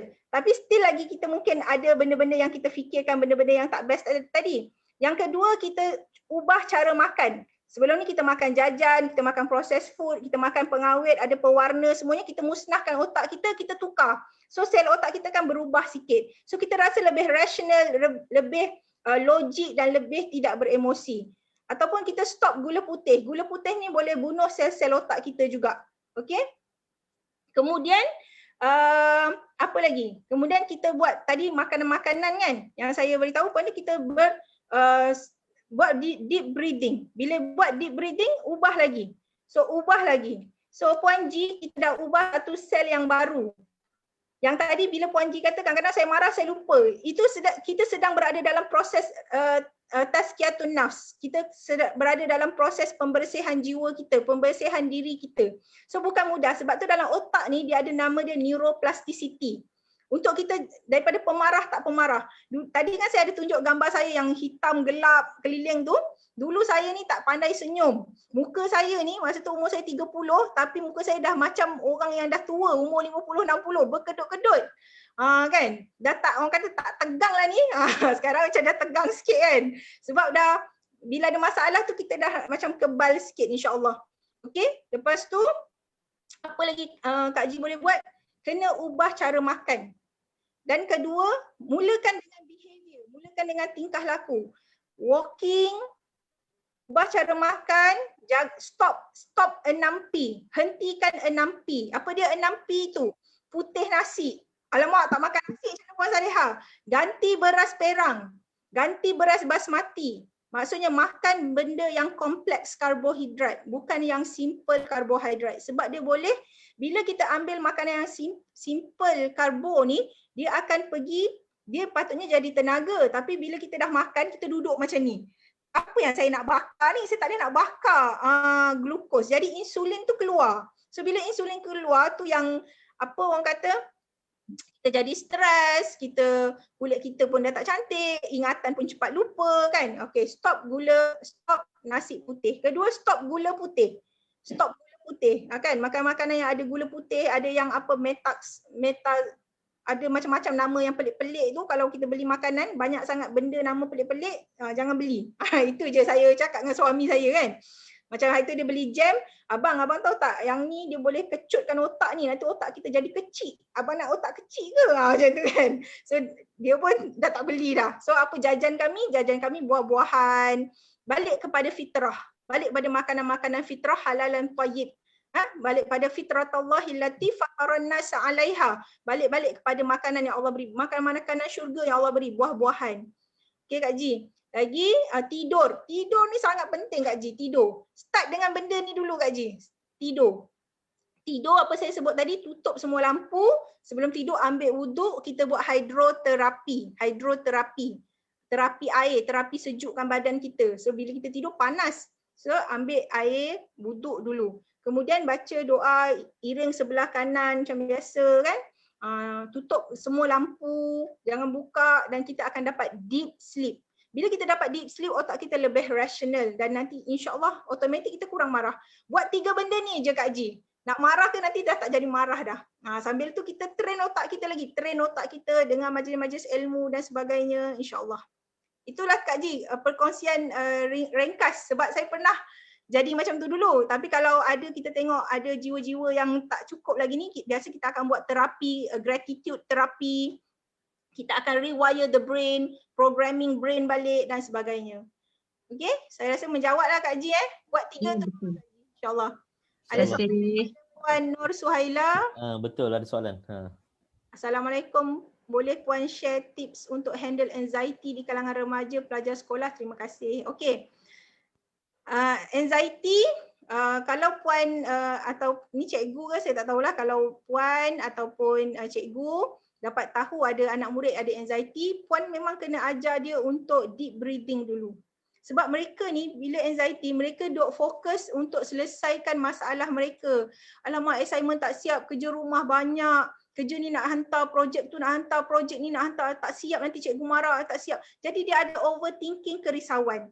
Yang mana pertama kita ajar dia deep breathing. Yang kedua kita ajar dia untuk manage masa tu. Sebab sekarang ni memang anak-anak remaja banyak yang ada anxiety dan depression. Benda ni sangat saya orang tak suka lah tak suka. Sebab bila dia pergi ke universiti, dia akan bawa benda ni. Dan lagi kat universiti dia kena hidup sendiri-sendiri. Okey, yang ketiga, ajar dia untuk ubah cara makan. Sama juga yang tadi, a simple thing, tidur, aktiviti dan kudapan. Walking boleh bantu dia. So kalau dia rasa macam pernafasan dia sesak balik, tarik nafas, buat deep breathing balik. Sambil masa tu jangan, kalau boleh kurangkan benda-benda yang boleh trigger dia. Contoh dulu student saya tak boleh buat assignment kan, masuk exam pengsan kat situ. Panic attack. Sebab dia overthinking sangat. Alamak aku tak baca lagi ni kan, dia pengsan kat situ. Dia pengsan kat situ, memang kita kena bantu dia lah. Bantu dia, kita ajar dia untuk mempunyai fikiran PETS. Okay, ada fikiran PET ni, positive enforcement thoughts. Selalu manusia ni dia ada ANTS, automatic negative thoughts. Manusia setiap hari dia akan terdedah bila buka berita semua negatif. Ada tak buka berita yang positif? Kalau 10 berita, 1 je positif. Makcik ni tolong orang, anak muda ni pergi kutip sampah untuk kumpul duit, bagi makan dekat rumah flat, ada 1 je. Tapi 10 tu semua negatif. Sama juga dengan hidup kita ni. So bila cikgu kena ajar dia atau puan kena ajar dia untuk replace, atau nanti ada journal, kalau dia kata saya tak sukalah macam ni, cikgu ni, suruh dia tulis je, lepas tu replace. Agaknya boleh tak tukar kalau saya tak suka cikgu ni kepada perkataan yang lain. Sebab apa yang kita cakap, otak kita akan proses dan benda tu akan jadi behavior.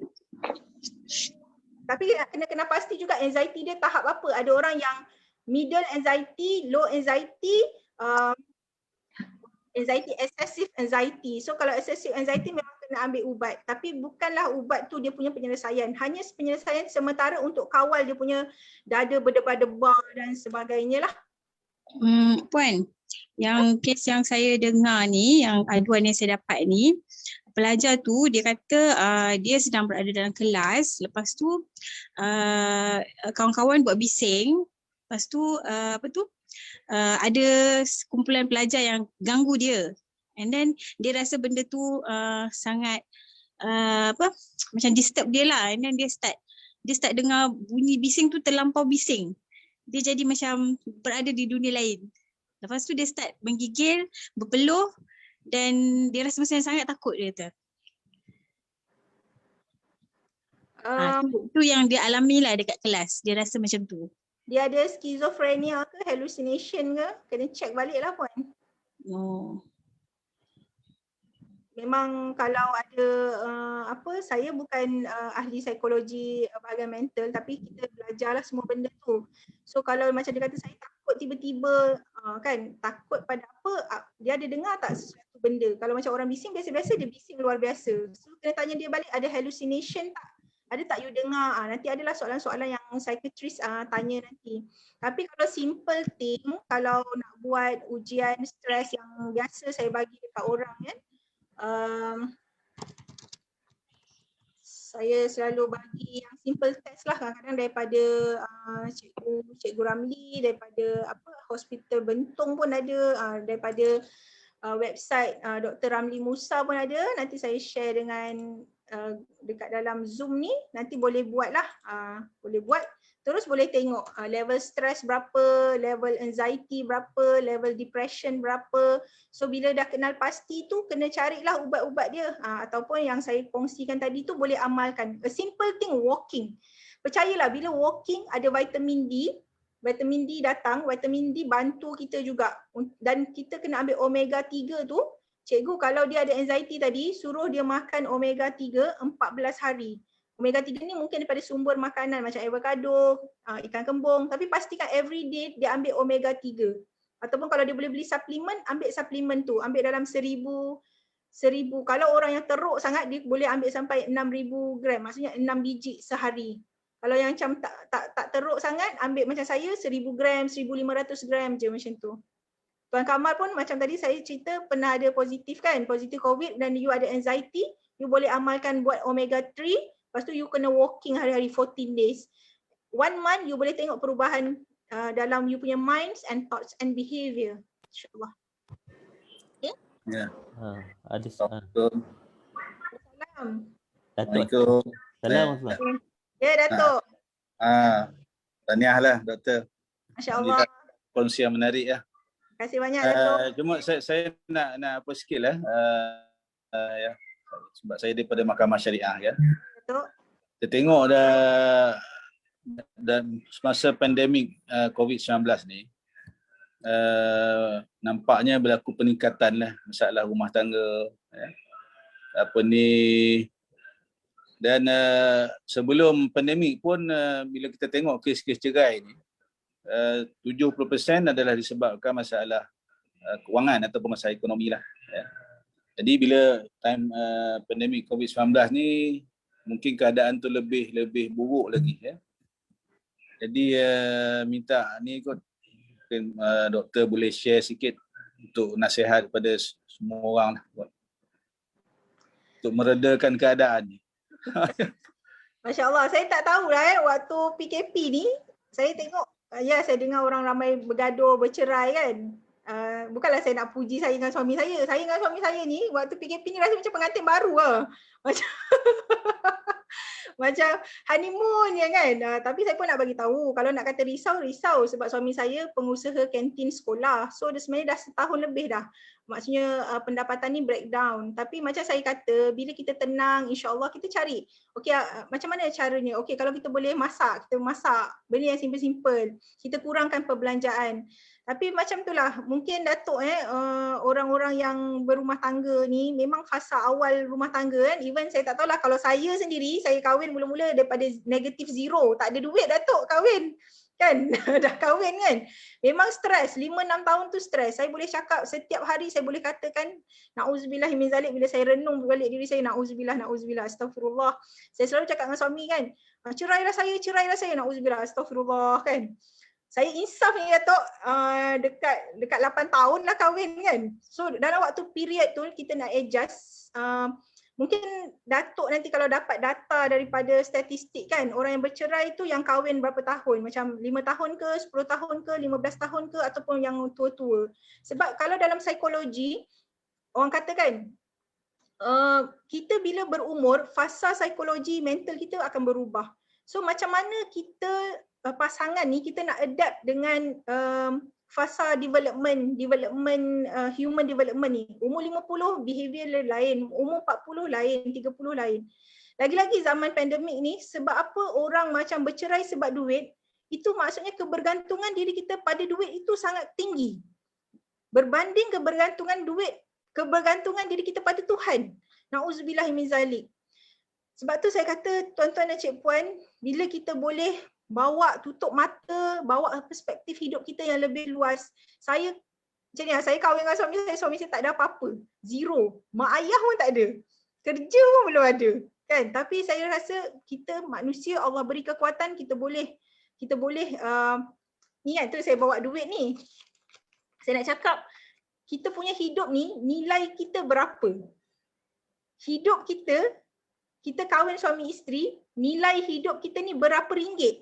Adakah 1 juta ringgit mampu membuatkan kita gembira? Adakah 500 ribu ringgit membuatkan kita gembira? Adakah 10 ringgit ni mampu membuatkan kita gembira? So, kita kena balik tanya diri kita, gembira tu sebab apa? Hidup sebab apa? Kan? Mungkinlah ada isteri yang macam, saya nak gelang, saya nak ni. Itu kepada sikap dia. Kena betulkan balik sikap-sikap lah. Sikap. Sebab tu, benda-benda yang macam ni is about society kan. Kita semua kena bergabung jalin. Mungkin mahkamah dia terima aduan yang daripada sudut sini pun, sebab tu orang kata nak kena tambah ahli psikologi. Bukan tambah ahli psikologi tu jalan dia. Ada student-student saya yang ambil psikologi sebab mereka ada bipolar disorder, ada anxiety, ada depression. Dia ingatkan bila ambil subjek psikologi ni dia boleh merawat, ada terapi. Tak. Bila kau masuk subjek psikologi kau jadi stres sebab assignment banyak. Sebab buat assignment jadi student ni kan. Pergilah insyaAllah cari terapi. Kita boleh buat terapi kesyukuran, buat journal kesyukuran. Banyak proses. Sebab itulah saya turun sikit-sikit. Sebab sebelum ni dah lama dah saya tak berkongsi sebab saya duk siapkan PhD saya kan. Sekarang ni saya turun berkongsi dengan anak remaja, saya kongsi dengan anak-anak kecil pun saya buat program.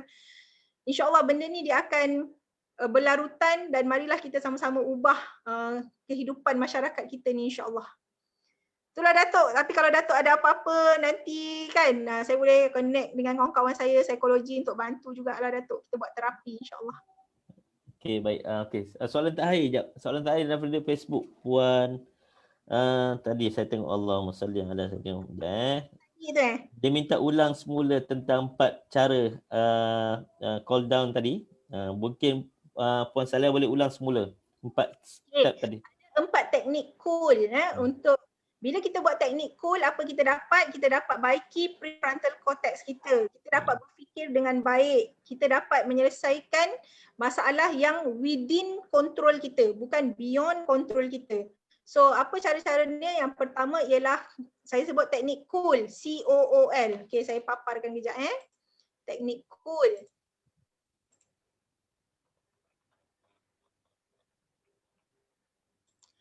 Okey, C yang pertama ialah calm down. So yang ni yang saya ajar deep breathing, saya ajar bernafas dengan betul, tenangkan fikiran. Tapi lepas tu mungkin ada marah balik. Terus praktis. Sebab macam saya kata, bila kita stres ke apa ke, kita dah bentuk satu neuron yang baru. So kita kena rewire balik brain tu. Kita kena reprogramming balik our brain. Okey? So kita kena reprogramming, wiring balik otak kita yang tadi tu kan, yang serabut tu kita kena wirekan balik bagi dia calm down, buat deep breathing. Sambil tu macam mana nak buat calm down lagi? Fokus kepada apa share dekat sini ni, fokus apa share dekat sini, berjalan, walk. kita boleh tidur, dapatkan tidur dengan baik. Bukan tidur sepanjang masa, bukan. Kita tidur 7 ke 8 jam. Okey kan internet saya? Internet saya okey ke? Okey dengar. Saya tengok. Okey puan. Okey. So untuk dapat calm down, ubah cara makan kita kan, kalau boleh ubah makanan-makanan rumah tu, mak-mak semua ubah gula putih kan. Sebab mak-mak yang menjadi di rumah, dalam rumah tangga. Kalau mak ni cuaca dia panas, panaslah rumah tangga. Kalau mak ni cuaca dia tenang, tenanglah rumah tangga. Kemudian apa lagi yang kita kena fokus, COO. O tu tadi adalah observe. Kita kena tengok problem kita. Problem kita tu problem actual ke problem eventual. Kalau macam tadi Datuk sebut ada orang nak bercerai, so itu actual, benda yang dah terjadi. Tapi kalau orang yang dah bercerai, dia fikir alamak aku dah bercerai lah, anak aku macam mana, apa semua. So dia dah fikirkan benda-benda tu. So kemampuan kita manusia ni, masyarakat kita adalah untuk mengeluarkan balik kekuatan diri kita. Bila kita betulkan otak kita, dia sebenarnya kalau orang bercerai ni pun sebab otak dia berlubang. Otak dia bahagian kat depan ni dia tak boleh buat keputusan dengan baik. Sebab tu orang lelaki nak berkahwin, otak dia sempurna dibentuk usia 25 tahun. Oh, okey. Faham. Kalau otak perempuan dalam 22, 23 tak silap saya. Ke lambat lagi saya tak ingat. Tapi otak lelaki sempurna dibentuk umur 25 tahun. Baru dia boleh fikir secara rasional. Baru dulu kita tengok anak remaja kita kan tak nak dengar cakap kita, melawan dan sebagainya sebab dia banyak menggunakan bahagian-bahagian otak emosi. So kita jangan lawan dia dengan emosi juga, kita kena lawan dia dengan rasional. So Datuk, kalau orang bercerai tu mungkin otak-otak dia berlubang Datuk jadi overcome. So tengok problem kita. Apa problem kita? Kalau kita kata problem kita tak ada duit nak bayar hutang bank, kita consult dengan bank. Pergi contact AKPK, Google mana nak cari. Tanya zakat dan sebagainya. Malaysia ni bagus ada pusat zakat, ada majlis agama. Kat Kemboja tu tak ada. Orang miskin lah. Hanya NGO yang datang tolong kan. Kalau saya buat program dekat Kemboja, lagi susah. Institusi kerajaan dah lah dipegang oleh orang kafir. So macam mana orang-orang Islam ni nak survive dekat negara yang macam tu. Yang seterusnya ialah overcome. Overcome bila kita dah kenal pasti masalah, kita dah betulkan kita punya calm down tadi, baru boleh kita fikir, baru boleh kita cari solusi dengan baik. Okay, dan else seterusnya ialah lighten. So bila dah settle benda-benda ni, kita boleh live dengan happy, kita boleh mencahayakan hidup kita insya-Allah, dan kita bawalah semua keluarga kita ke syurga Firdaus insya-Allah. Itu saja, dah 11.30, alhamdulillah. Ada soalan last terakhir daripada pengurusi surau. Dia nak tanya, dia PM saya. Pengurusi langsung bertanya soalan. Silakan Tuan Pengurusi. Assalamualaikum Doktor. Terima kasih saudara moderator, Datuk dan sekalian yang hadirlah pada sesi kita pada pagi ni. Cuma very quick questions Doktor yang saya cuma nak tahu. Tadi Doktor mention pasal anxiety dan juga stress. Cuma saya nak tanya sedikit pandangan daripada sudut psikologi dan juga pandangan daripada Doktor. Antara anxiety dengan stress ni, adakah ia satu benda yang sama? Dan jika ia berbeza, selalunya kalau misal kata antara anxiety dengan stress ni mana datang dulu? Adakah stress datang dulu ataupun anxiety datang dululah? Okey, dan seterusnya soalan saya ialah jikalau sebab anxiety ni kadang-kadang ia berlaku dalam on the spot kadang-kadang, seperti contohnya lah kalau kita buat satu public speaking ataupun kadang-kadang para pelajar yang baru masuk first semester, lepas tu kita kena buat presentations kan.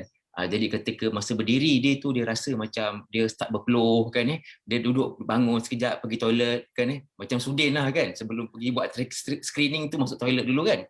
Jadi kalau kita berada dalam keadaan anxiety yang sedemikian rupa, bagaimanakah cara untuk kita kata orang cool down kan kita punya anxiety tu dalam on the spot. Itu saja soalan saya Doktor. Terima kasih. Nak ingat, terima kasih Datuk yang nak panggil Datuk kan. Amin. Okey, yang pertama apa beza stres dengan anxiety? Macam ni.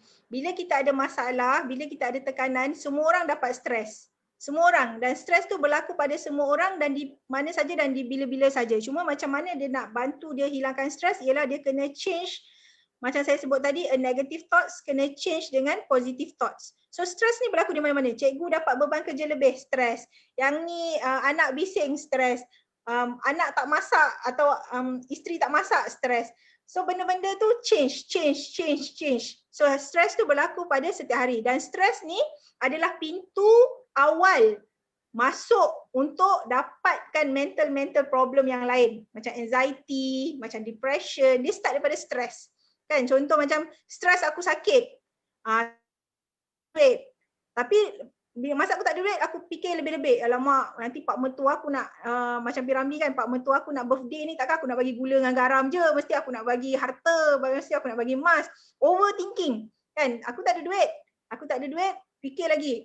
Nanti isteri aku tinggalkan aku, nanti aku tak dapat beli kereta untuk anak aku, ni. Itu dah jadi overthinking. So bila dah overthinking, nama dia ialah lama-lama dia jadi anxiety. So bila overthinking banyak dan consistent overthinking setiap hari, sebab itu dia akan efek kepada fisiologi kita.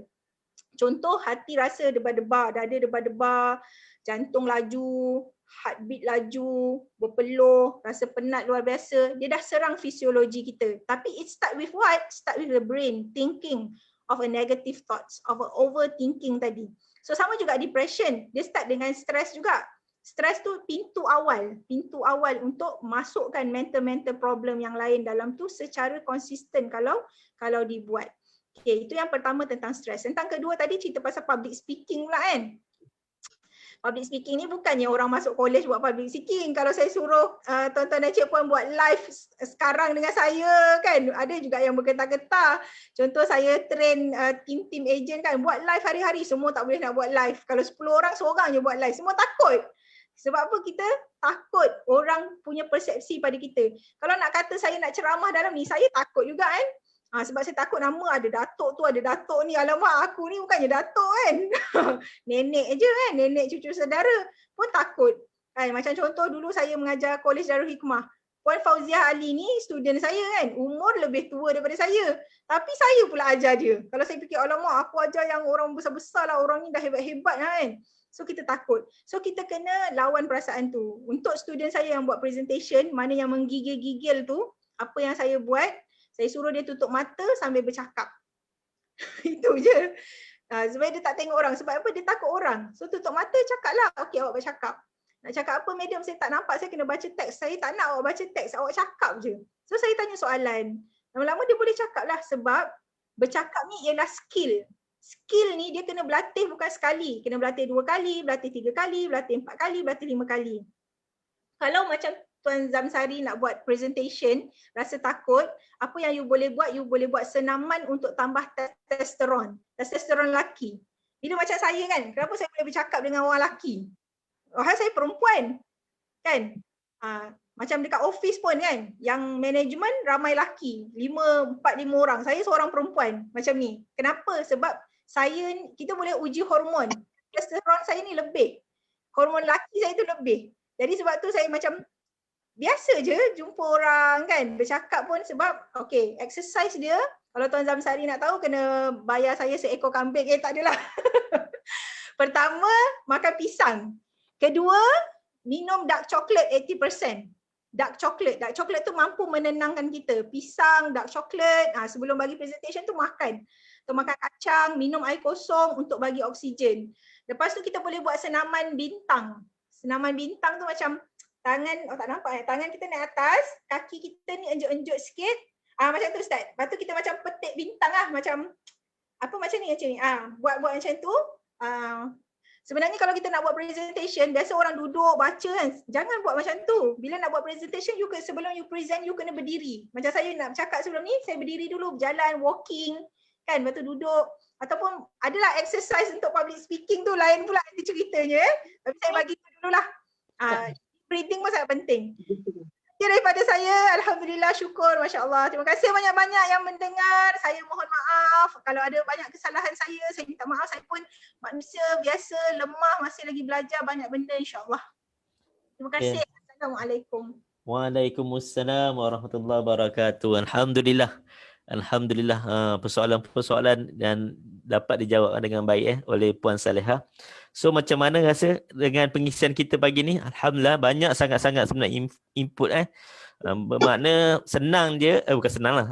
Maksudnya kita Kita. ya, betul. Maksudnya semua apa-apa semua di tangan kita sendiri. Kita yang akan menentukan keadaan kita nak jadi baik ataupun kita berdepan stres dan juga berdepan dengan masalah-masalah seterusnya.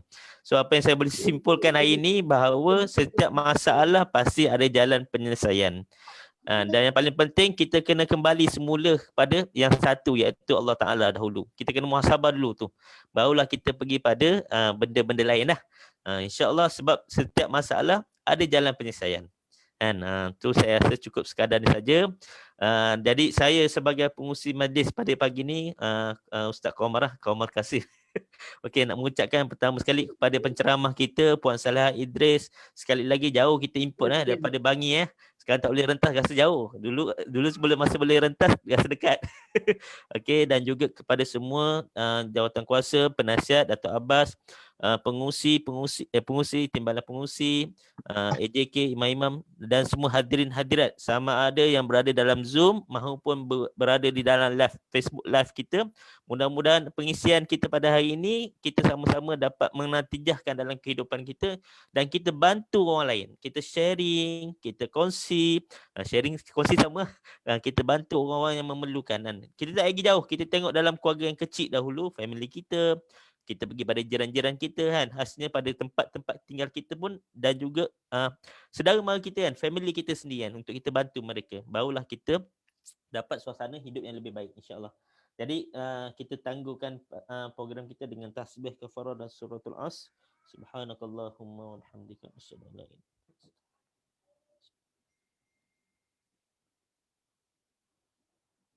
Jadi akhir kata daripada saya, insya-Allah kita jumpa lagi pada program-program yang akan datang dan nantikan daripada pihak kami insya-Allah.